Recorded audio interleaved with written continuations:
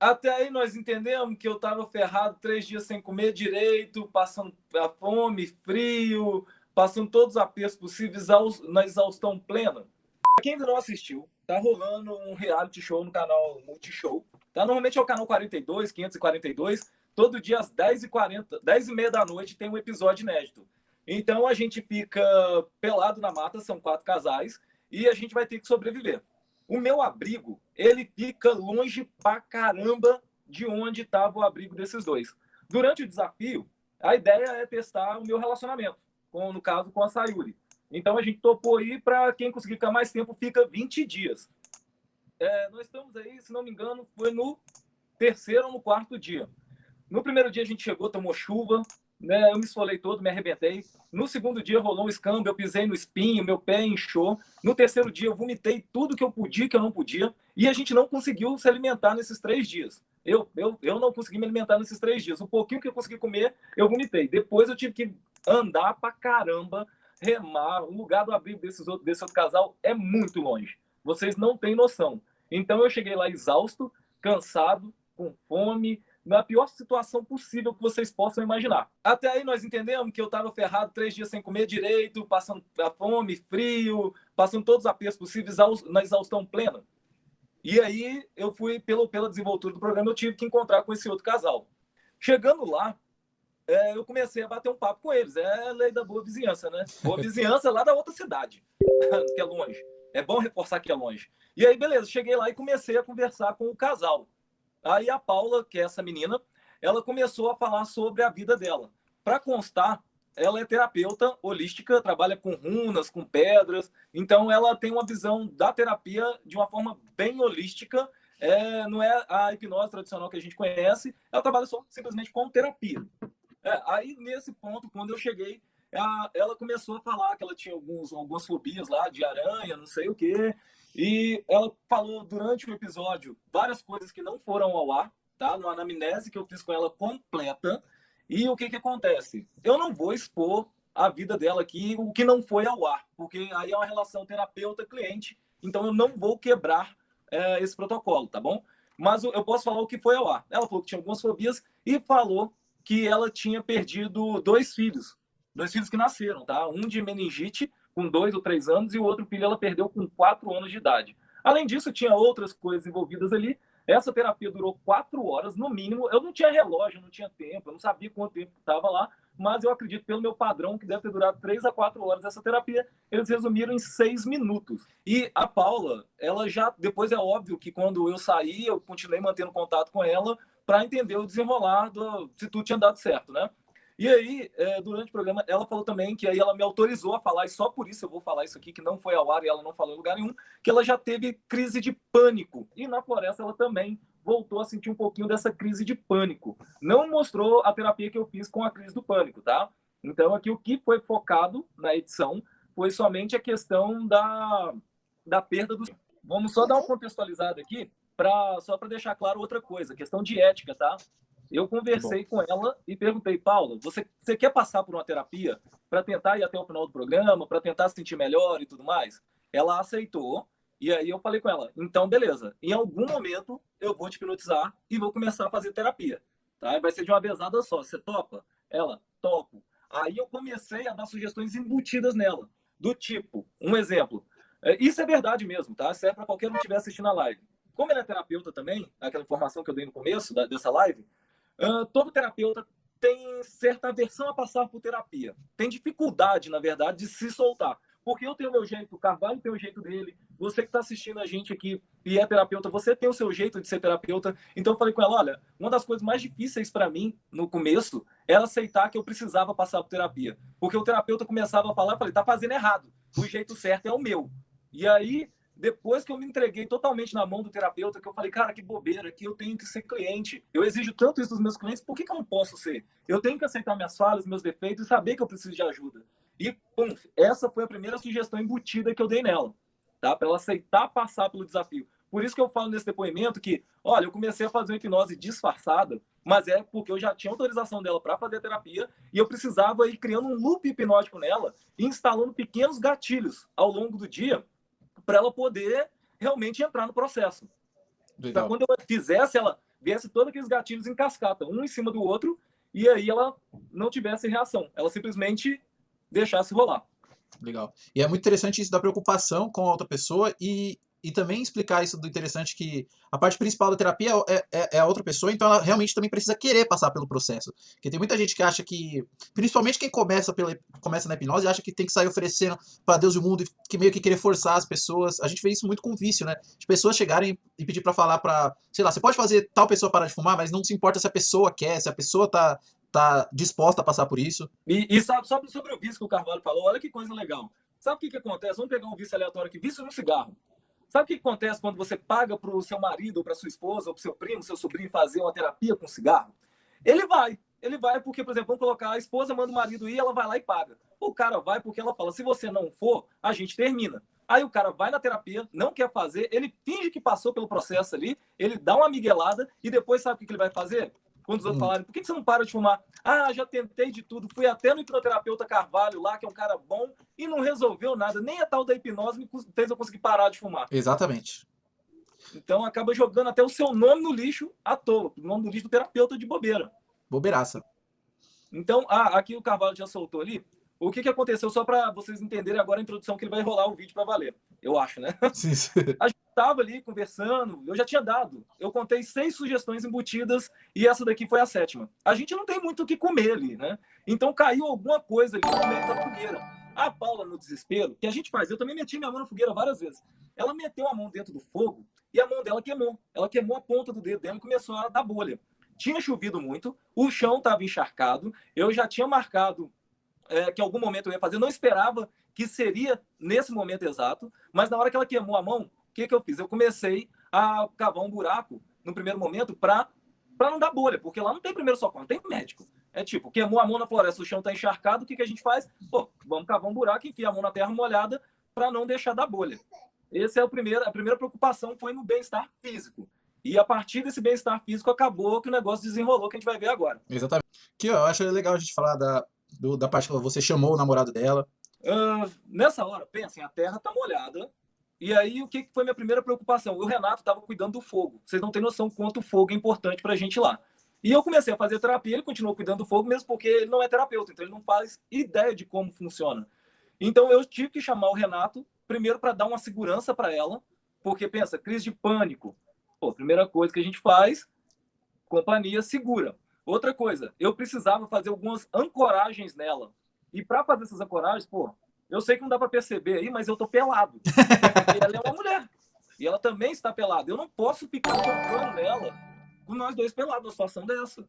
Então eu chamei o namorado dela para ele fazer alguns toques. Aí eu pegava a mão dele, ó, encosta aqui. Ele vinha pegar com a minha mão por cima dele só e depois eu faz esse movimento, para ele ficar fazendo o movimento. Então qual que é o movimento dele fazer carinho nas costas dela?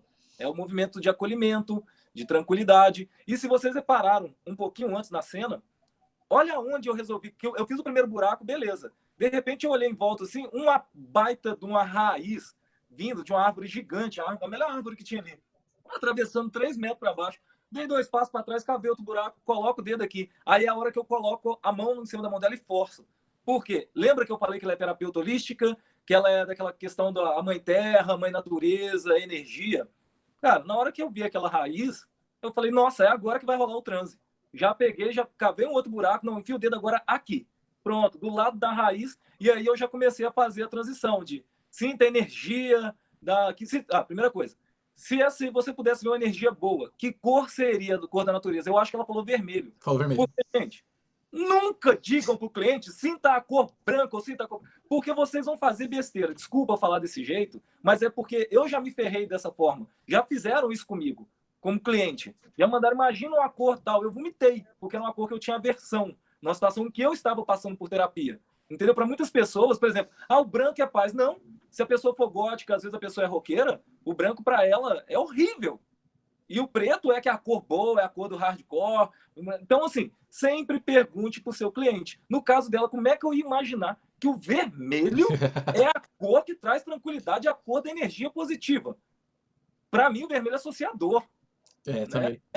Sangue, então, mas para ela não. Então é muito importante esse cuidado. Foi uma série de cuidados que a gente teve que ter ali. Então, se você reparar, sinta energia, jogando sempre na crença da pessoa. E aí eu não estou falando que eu acredito ou que eu não acredito em energia, de natureza, nem nada disso. Mas o exemplo que eu te dou é, pensa num cliente que chega para você querendo... Ah, eu tenho medo de avião. Por quê? Ah, eu caí de um avião numa vida passada.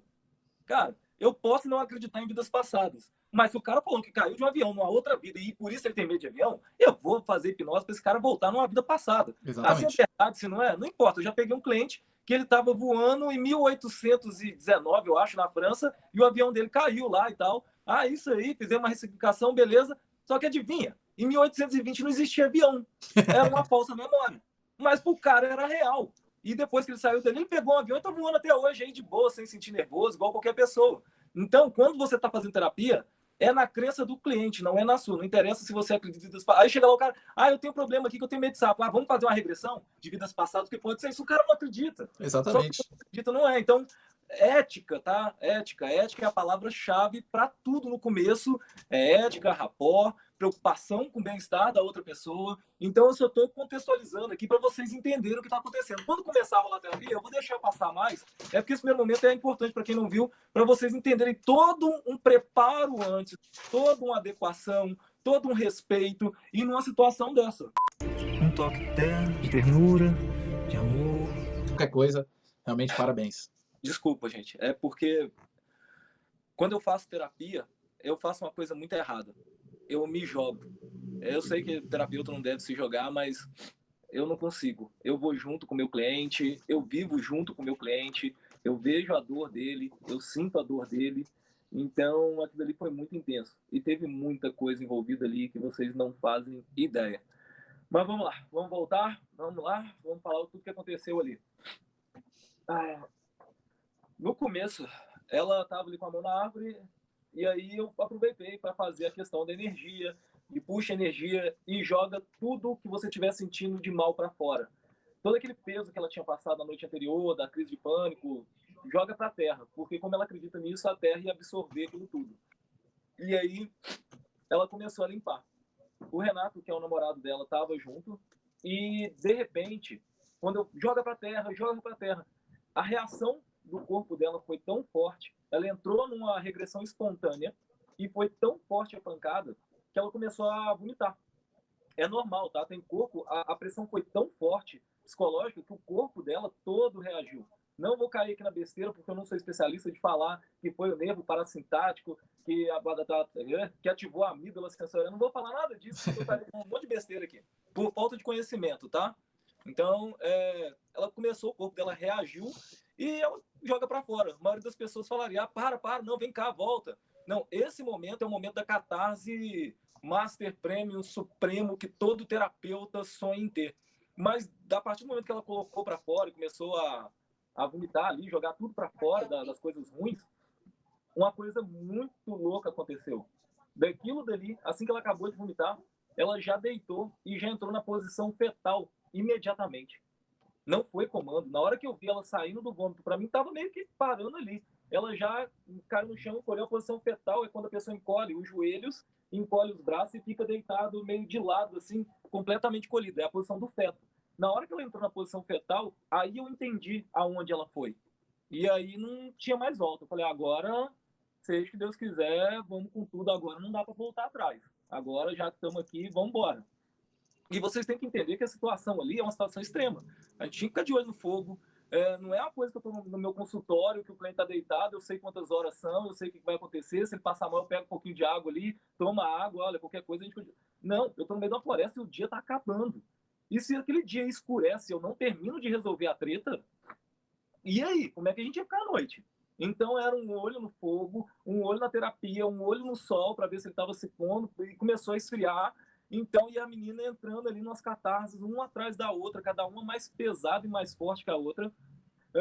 Muitas pessoas me perguntaram o porquê que eu estava apertando a orelha dela, tá? É porque é o seguinte, no braço eu coloquei uma âncora de segurança, de local seguro. Do tipo, você tá aqui comigo. Na verdade, quando eu falava você tá aqui comigo, não é que eu estava aqui com ela, eu estava lá com ela. Isso daí não ficou bem claro no vídeo, mas assim, quando eu falei eu tô aqui com você, mas é porque eu não estava na floresta. Eu realmente eu estava em transe junto com ela. Eu estava vendo tudo que ela estava falando, eu estava lá quando eu falo para ir pro sofá, cara, eu tô no sofá com ela. Porque na minha terapia eu gosto de fazer o local seguro normalmente na sala da pessoa, no sofá dela, que é um lugar tranquilo, e vendo a televisão. Então, na televisão, eu faço uma dissociação do real e do não real. Desculpa.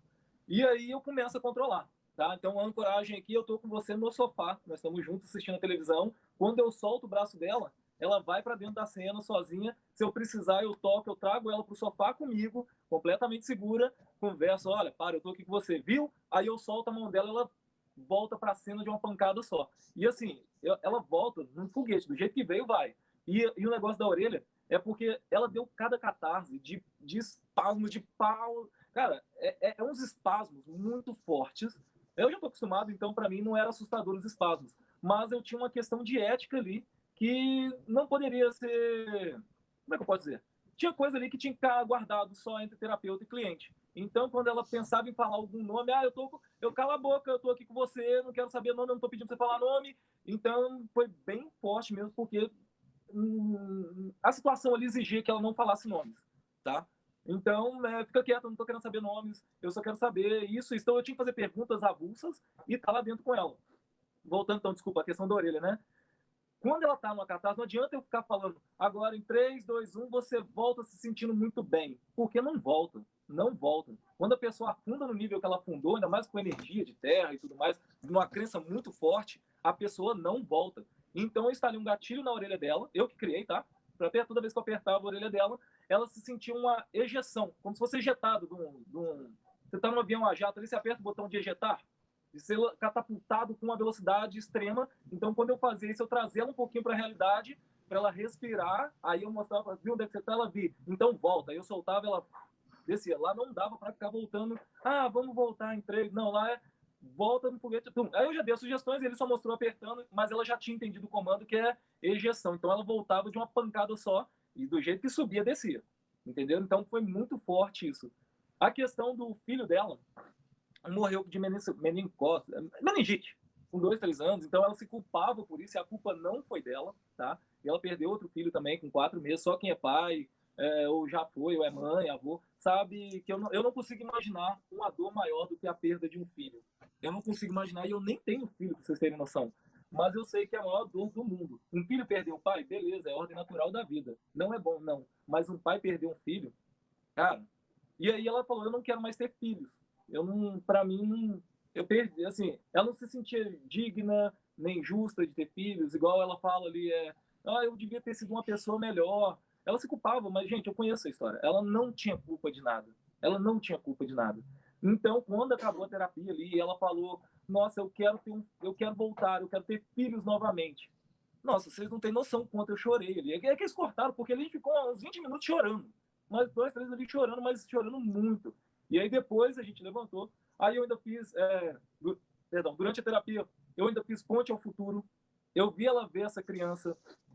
Então depois eu vi ela como mais adulta, vendo os netos. Então aquelas cenas ali que você fala, você de 33 anos hoje, veja essa criança e tal. Aí eu fiz a criança despedir dela, mostrar para ela que ela não tinha culpa de nada, e aí ela trouxe a consciência. Só que aqui eu estou resumindo, porque infelizmente eu realmente não posso entrar em muito mais detalhes do que isso, porque teve idas e vindas, várias voltas, envolve outras pessoas no negócio, então eu não quero expor ninguém, nem tenho direito de fazer isso, não é nem o objetivo, mas aí teve muita técnica do perdão ali, e etc, dela com ela mesma, ela se culpava muito, então é louco o negócio. E depois, quando ela saiu ali e tal, que a gente parou de chorar um pouquinho, eu falei, agora você pega seu marido, seu namorildo ali na época da floresta, né? Porque a gente não sabe se para namorado, namorildo, o que era. Os caras estavam juntos. E o filho que ela tinha perdido não era com esse cara, era com um ex, por isso que eu não quero entrar em detalhes. Então, eu peguei os dois, falei, olha, agora vocês precisam caminhar. Pega, vai pela essa floresta dentro aí, vai caminhar, acha o rio lá embaixo, joga uma água na cara. Tem um momento só vocês dois para conversar, ou às vezes não fala nada, só vai chorando, rindo, vai trocando falas de amor e etc. E aí eu fiquei lá em cima cuidando do fogo.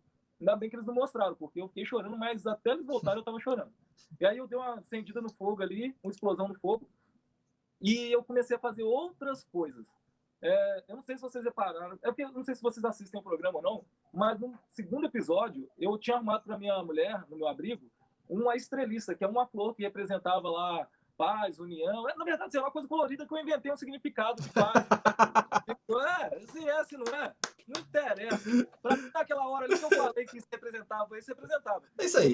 Vamos fazer o clima ficar mais alegre aqui. É que nem a galera que tatua sopa em japonês e fala que é esperança. Significa esperança pra ela. Exatamente. Aí cheguei lá, eu escondi. Eu catei muita folha, cheguei escondido com o negócio no meio. Moça, surpresa. Cheguei e mostrei ela. É de comer? Eu, não, isso aqui é um enfeite pra casa que representa prioridade.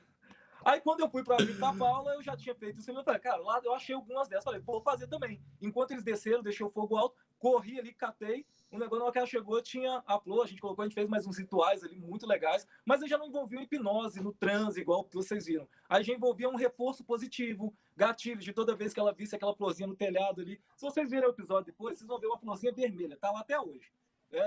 Bem colorido, tipo, isso aqui toda vez que você passar, fica mal, olha para aquilo dali, vai representar eu aqui, vai representar a esperança, a luz, e ela vermelha, que era a cor que ela considerava da paz.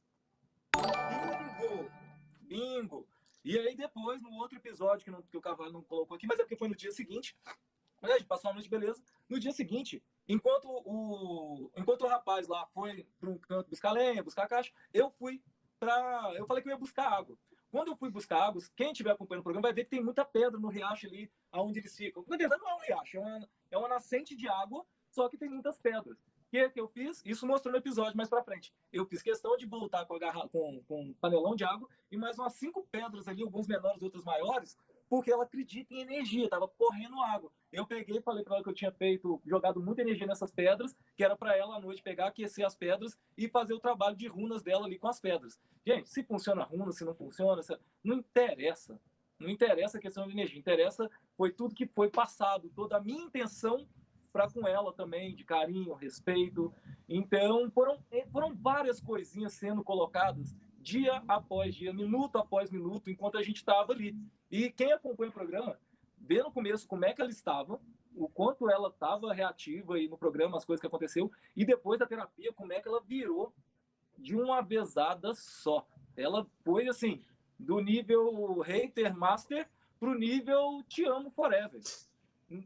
Em um dia, uma sessão na floresta. E sabe o que é o mais legal dessa terapia? Que? É que eu tenho certeza que até todo mundo aqui, quando estava assistindo, parou de notar que a gente estava pelado ali. Exatamente. Virou um detalhezinho. Se vocês repararam, estava todo mundo pelado. E eu tenho certeza que muita gente, quando assistiu, não viu. E aí depois vem a repercussão, né? Vários jornalistas, blogs importantes, todo mundo me questionando, perguntando, entrevista e tudo mais. Só que por contrato eu não posso dar entrevista. Então, em live eu posso fazer com autorização, o Carvalho conseguiu, então é a primeira vez que eu estou falando sobre isso. Parabéns, filho. Ô, Ender, onde essa galeria consegue te achar, cara? No Instagram, o Ender.Guidini, só tem que escrever certo, gente. Fã que é fã, pensa no Wendel ou no Vander. Se pensar no Vander, troca o A pelo E. Ou então, se pensar no Wendel, tira o L e coloca um R. Ponto Guidini. Fala um negócio sobre isso. Ponto Guidini, G-U-I-D-I-N-E. Ô, Ender, muito obrigado aí, cara. Foi muito boa a sua participação. O chat não deixa eu mentir aí, que tá fervoroso, querendo mais. Estendemos muito, né, Carvalho? Daqui a pouquinho eu vou fazer um react. Porque todo dia, quando acaba o programa, se sobreviver case, eu falo que a gente não assistiu o programa, tá? Então a gente tá assistindo tudo agora. Eu só vivi. Então quando eu vejo, é bizarro. Então eu já faço questão de acabou, começa 10h30, programa só de meia hora. 11 horas acaba, eu já ligo aqui o Instagram e já começo a falar com um arquivo pessoal. Eu faço live. Legal demais. Nesse dia aconteceu isso. Nessa hora eu tava sentindo isso. Eu falo, não filmaram, mas eu tava arrebentado nesse ponto. Aqui não filmaram, mas aconteceu isso. Eu tava me sentindo assim, aconteceu isso e tal. Olha, minha cabeça nessa hora já tava pirando por conta disso. Então eu acabo dando uns spoilers que não foram ao ar e a galera curte também. Então, para quem quiser assistir, vê lá no Instagram. Obrigadão, Carvalho, pelo convite. Eu que agradeço a presença, cara. Galera, eu espero que você tenha gostado do vídeo. Infelizmente, ele só tá alguns pedaços aqui, porque a gente fez uma live realmente grande. Foi 1h30 de bate-papo, tirando dúvida do chat. Teve momentos teve momentos mais descontraídos. Foi bem legal a live mesmo. Por isso que eu falo pra você, se você quer ter esse conteúdo ainda melhor, em natura, esse conhecimento bruto mesmo, aqui ó, toda terça-feira, 7h30 da noite, com o melhor chat do Brasil aqui, ó, que depois a gente tira dúvidas também. Eu espero que você tenha gostado do vídeo. Compartilha ele nas suas redes sociais. Vai lá nas redes sociais do Ender também, que o cara é fera demais, tá bom? Tchau, tchau.